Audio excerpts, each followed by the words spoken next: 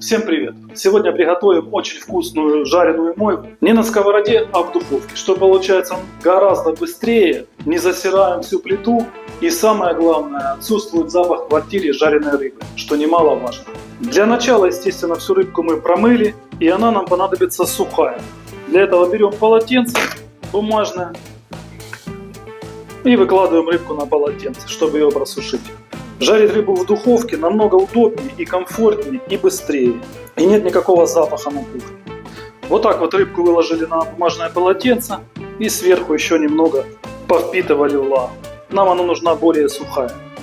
Теперь, просушивши рыбку, складываем в сухую ее емкость. Здесь у меня 600 грамм мойвы. На 600 грамм рыбы я кидаю 1 чайную ложку без горки соли. На кончике ложки черного перца. И 1/2 чайной ложки паприки для красивого цвета.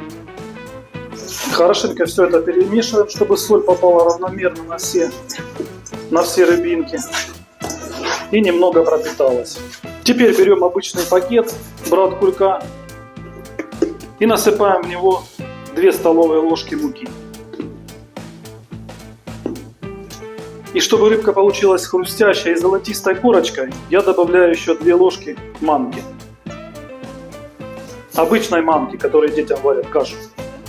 Все это дело перемешиваем, манку с мукой.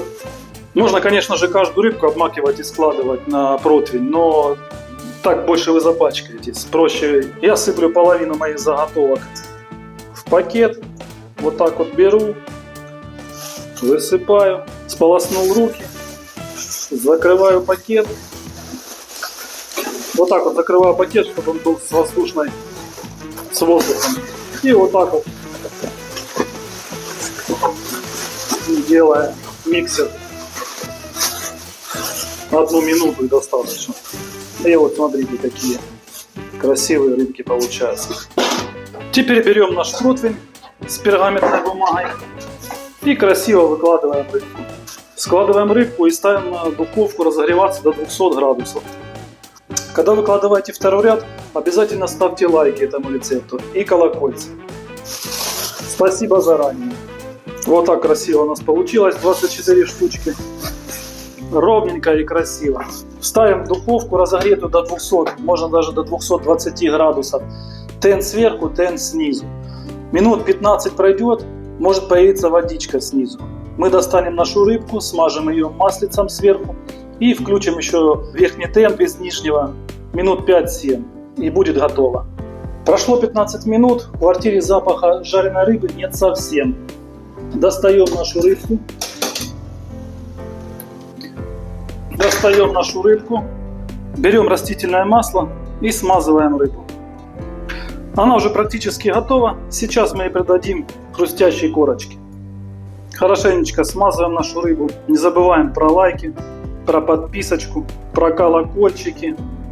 Вот так вот примерно за 20 минут мы готовим вкуснейшую хрустящую жареную мойву, после которой не надо ни мыть ни сковородку, ни плиту, не стоит запах в квартире жареной рыбы.